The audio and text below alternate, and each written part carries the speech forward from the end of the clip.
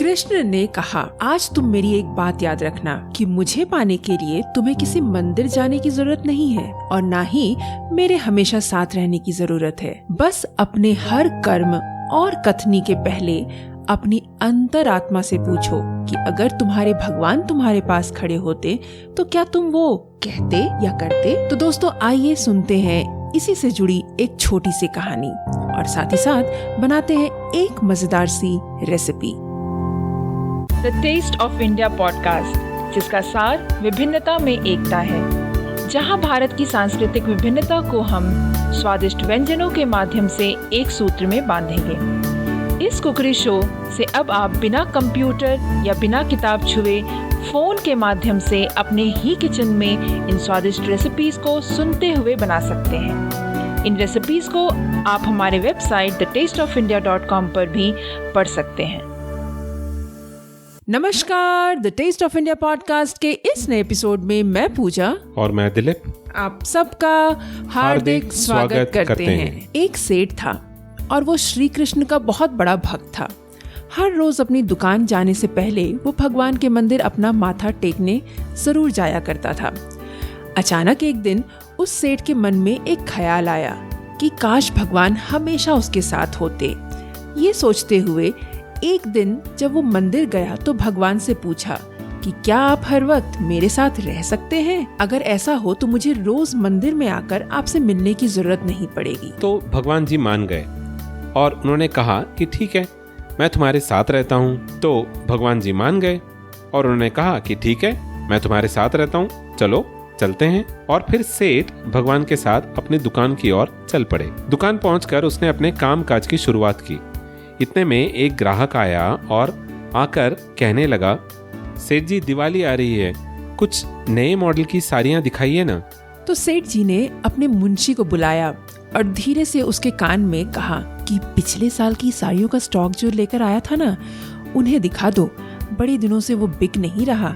ऐसा कहते ही सेठ जी की नजर अपने साथ बैठे कृष्ण पर पड़ी और फिर मुंशी से कहा, अरे नहीं नहीं, तुम इनको बिल्कुल बढ़िया फ्रेश वाली माल दिखाना। कुछ समय के बाद सेठ जी की दुकान पर एक बुजुर्ग आए, जिनसे सेठ जी ने कई साल पहले अपनी बिजनेस के लिए पैसे उधार में लिए थे और कहा था कि जब व्यापार अच्छा चल पड़ेगा तब मैं पैसे वापस कर दूंगा। फिर काफी वक्त बीत गया और हर बार सेठ जी कुछ न कुछ बहाना बनाकर टालते रहे। इसी तरीके से आज भी सेठ जी ने फिर से उस बुजुर्ग से कहा, देखिए पिछले कुछ हफ्तों से ना बिल्कुल कमाई नहीं हो रही, मैं आपके पैसे फिर कभी लौटा दूंगा। ये कहते ही फिर से अपने समक्ष बैठे कृष्ण के बारे में सोचा और मुड़कर अपने संदूक में से पैसे निकालकर लज्जित होते हुए उस बुजुर्ग को दे दिए। अब शाम हो चुकी थी, दुकान बंद करने का समय हो चुका था और सेठ जी घर जाने से पहले अपने दोस्तों के साथ चाय की दुकान पर गप्पे लड़ाने लगे। गप्पे लड़ाते लड़ाते उनको वक्त का पता ही नहीं चला और रात हो गई। फिर उन्होंने फटाफट अपना सामान उठाया और घर की ओर चल दिए। सेठ जी जैसे ही घर पहुँचे तभी उनका बेटा उनके पास आता है, पूछता है कि पापा, आपने तो बोला था कि आप आज जल्दी आओगे और फिर मेरे साथ पटाखे खरीदने चलोगे। तब सेठ जी ने जवाब दिया, बेटा आज बहुत काम था मुझे और बिल्कुल समय नहीं मिला, इसीलिए नहीं आया। और तभी उन्हें फिर से कृष्ण के साथ होने का ख्याल आया और उन्होंने अपने बेटे से कल पक्का जाने का वादा किया। उसके बाद सेठ जी अपने कमरे में जाने से पहले कृष्ण से कहने लगे कि अगर आप बुरा ना माने तो मैं अपनी पत्नी से अकेले में कुछ बात करना चाहता हूँ। तो कृष्ण ने ठीक कह के आज्ञा दे दी और फिर सेठ जी अपने कमरे में गए और अपनी पत्नी से कहा कि अरे भाग्यवान, आज तो मेरा बहुत ही नुकसान रहा। कृष्ण के साथ होने से मैं बिल्कुल भी झूठ नहीं बोल पाया और अपने धंधे में अच्छे पैसे नहीं कमा पाया। तो उस पर उसकी पत्नी ने कहा, तो फिर तुमने भगवान के सामने ऐसे इच्छा प्रकट ही क्यों की? बीवी से बात करने के बाद सेठ जी कमरे से बाहर आए और देखा कि कृष्ण जी जा रहे हैं। तो सेठ जी ने पूछा कि भगवान क्या हो गया? तो कृष्ण ने मुस्कुराते हुए जवाब दिया, ना चाहते हुए भी मैंने तुम्हारी बातें सुन ली और अब मैं जा रहा हूँ। तो सेठ जी ने कृष्ण जी के पैर पकड़ लिए और फिर कृष्ण जी ने सेठ जी से कहा कि आज तुम मेरी एक बात बहुत ध्यान से सुनना कि मुझे पाने के लिए तुम्हें किसी मंदिर जाने की ज़रूरत नहीं है और ना ही मेरे हमेशा साथ रहने की ज़रूरत है। बस अपने हर कर्म और कथनी के पहले अपनी अंतरात्मा से पूछो कि अगर तुम्हारे भगवान तुम्हारे पास खड़े होते तो क्या तुम वो कहते या करते? और इस सवाल के जवाब में तुम्हें मैं मिलूंगा। तो दोस्तों, ये कहानी हमें ये सिखाती है कि हमें किसी भगवान की पूजा या मंदिर जाकर भगवान से मिलने की ज़रूरत नहीं है। इनफैक्ट ज़्यादा ज़रूरी ये है कि हम जो कर्म कर रहे हैं और हमारी जो कथनी है, क्या वो इतनी साफ है कि अगर हमारे भगवान हमारे पास खड़े होते तो उन्हें क्या वो अच्छा लगता और उन्हें वो लगता कि हम क्या सही कर रहे हैं? अगर आपको इस बात का विश्वास हो जाए, फिर आप भगवान को पा चुके हो।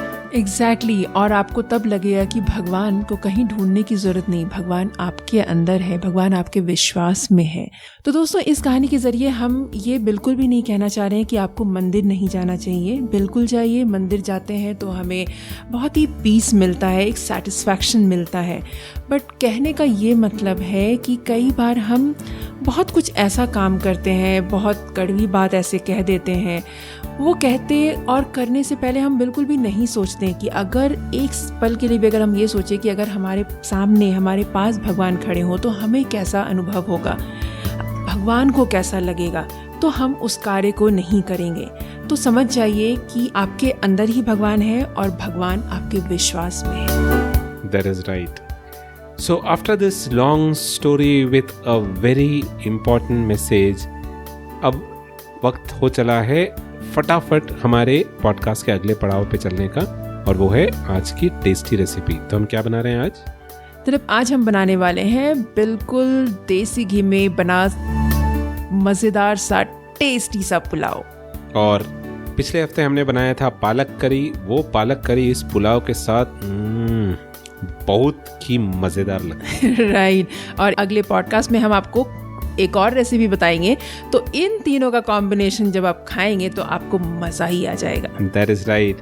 So let's take a quick look at the ingredients for today's recipe. तो दोस्तों, आज की रेसिपी बनाने के लिए हमें चाहिए होंगे 2 ग्लास चावल। हमने यहाँ पर ज़ीरा सांबा चावल जो होता है वो उसका इस्तेमाल किया है, बट अगर वो आपके पास अवेलेबल नहीं है, आपको नहीं मिल रहा है, तो आप कोई भी राइस का इस्तेमाल कर सकते हैं और बासमती राइस का भी इस्तेमाल कर सकते हैं। तो 2 ग्लास चावल, 4 ग्लास पानी, 4 टेबलस्पून घी का लिया है हमने, 2 तेज पत्ता, 2 स्टार एनिस, 4 हरी इलायची, 2 काली बड़ी इलायची, 2 इंच सिनेमन, 6 लौंग, 4 टेबलस्पून जो है हमने यहाँ पर कैश्यू लिया है, 4 टेबलस्पून किशमिश लिया है और नमक स्वाद अनुसार। So the ingredients for this recipe are 2 glasses rice. We've taken Jeera Samba rice, but you can use basmati rice as well. It basically comes to about 500 grams. 4 glasses of water, 4 tablespoon ghee, 2 bay leaves, 2 star anise, 4 green cardamom, 2 black cardamom, 2 inch cinnamon, 6 cloves, 4 tablespoon cashews, 4 tablespoon raisins and salt to taste. तो आइए देखते हैं कि इस simple सी recipe को बनाते कैसे हैं। तो सबसे पहले हमने यहाँ पर एक पैन लेना है जिसमें हम डालेंगे घी और उसके साथ ही हम डालेंगे सारे गरम मसाले जो मैंने आपको ऊपर बताए। उसके बाद हमें क्या करना है कि हमें इसमें चावल डालना है और इसे हमें फ्राई करना है कुछ मिनटों के लिए। फ्राई करने के बाद इसमें हमें डालना है पानी और नमक और फिर इन सारी चीज़ों को अच्छे से मिक्स कर दें और बस इसे कुक करना है जब तक कि आप देखें कि इसके अंदर का सारा पानी उड़ गया हो। तो इस तरीके से जब आप देखेंगे कि राइस में बिल्कुल पानी नहीं है, उस समय पर आपको गैस को बंद कर देना है और इसको कवर कर दीजिए और तकरीबन 20 से 25 मिनट तक छोड़ दीजिए कवर करके। तो इस तरीके से हमारा राइस पुलाव सिंपल टेस्टी वाला तैयार है। So the method of preparation. First of all, heat ghee in a pan and add all the garam masalas and saute it for a few minutes. Then add the rice to it and fry it for a few minutes. Then add water and salt and mix it well. Now cook until the water in the rice is completely dried. Once all of the water is dried, turn off the gas and cover and set it aside for about 20 to 25 minutes. the rice will automatically get cooked in the steam. Now your rice pulao is ready to be served. Serve it with palak curry and it tastes amazingly well. तो दोस्तों, कैसी लगी आपको आज की ये recipe और आज की ये स्टोरी कुछ ज़्यादा ही लंबी हो गई, राइट? बट मज़ेदार थी, है ना? तो आप भी ट्राई कीजिए इस रेसिपी को और अपने अनुभव ज़रूर शेयर कीजिए कि आपको आज की ये रेसिपी और आज की ये स्टोरी कैसी लगी. That's right. You can do that at thetasteofindia.com/230, which is the episode count. So you'll be able to find the blog post there, all of the step-by-step photographs for this recipe and a printable recipe card. You can download it and keep it with you if you decide to make this recipe later. And if you have any comments, feedback or suggestions, you can drop them in the comment section there under this post. Or you can even use the contact us button there and reach out to us and we'll respond to all of your questions. Is that all that we have for this episode, Pooja? Right Dilip, आज के लिए बस इतना ही. तो आज के लिए इतना ही. हम फिर उपस्थित होंगे 2 हफ्तों में एक और मज़ेदार सी कहानी और एक बहुत टेस्टी रेसिपी के साथ.